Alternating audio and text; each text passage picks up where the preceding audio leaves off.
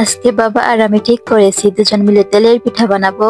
কিন্তু তেলের পিঠা বানাতে গিয়ে তো সব জায়গাতে একদম হুলস্থুল অবস্থা। আমাদের হুলস্থুল অবস্থাটা দেখতে হলে আমাদের সম্পূর্ণ ভিডিওটা দেখতে হবে। আসসালামু আলাইকুম সবাইকে, কেমন আছো সবাই? সর্বপ্রথম আমি একটা বড় দেখে বাটি নিয়ে নিয়েছি। এখন এই বাটিতে সর্বপ্রথম দিয়ে দিব চিনি। আসলে সব সময় তো মাই আমাদেরকে পিঠা বানিয়ে খাওয়ায়, তাই আজকে আমি ভাবলাম যে আজকে আমি সবাইকে পিঠা বানিয়ে খাওয়াই, তাই সবকিছু নিয়ে বসে পড়েছি।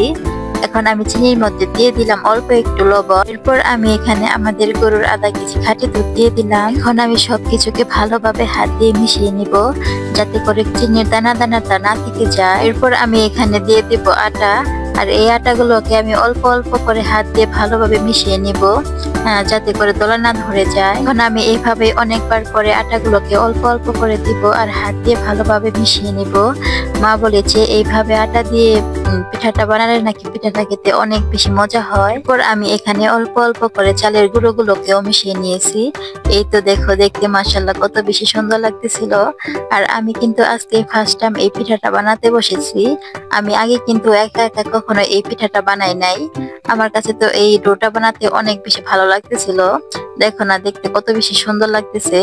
আর আমার কাছে এটা বানাতে অনেক বেশি ভালো লাগতেছিল। এখন আমার পিঠার ডোটা বানানো শেষ হয়ে গেছে, তাই আমি এখন চলে আসলাম চুলার পারে। আর চুলার পারে এসে প্রথমে আমি চুলার মধ্যে একটি পাত্র বসিয়ে সেখানে বেশি পরিমাণ করে তেল দিয়ে দিলাম। এখন আমি তেলের উপরে হালকা করে হাত দিয়ে দেখে নিব তেলটা গরম হয়েছে কিনা। হ্যাঁ, আমার তেলটা গরম হয়ে গেছে, তাই এখন পিঠার ডোটা আমি এখানে দিয়ে দিব।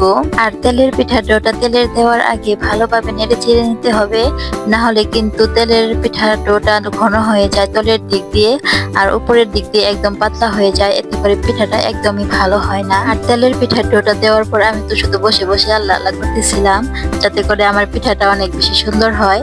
মাশাআল্লাহ, উপরে দেখতে তো অনেক বেশি সুন্দর হয়েছে, কিন্তু পিঠা উল্টানোর পর দেখি পিছনের সাইড একদমই ভালো হয় নাই।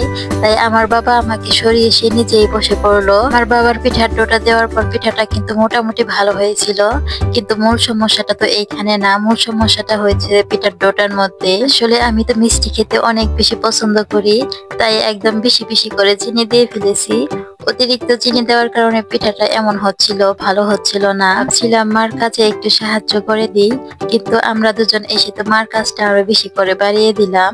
অবশেষে আমার মা নিজে এসে আরো পানি দিয়ে ভালো করে ডোটাকে গুলিয়ে তারপর এই সুন্দর সুন্দর পিঠাগুলো বানালো। এই হোক, কোনো ব্যাপার না, প্রথমবার ভুল হতেই পারে, নেক্সট টাইম ইনশাল্লাহ অনেক ভালো হবে। আমার ভিডিওগুলো সবার কাছে কেমন লাগে তা অবশ্যই আমাকে কমেন্ট করে জানিয়ে দিও।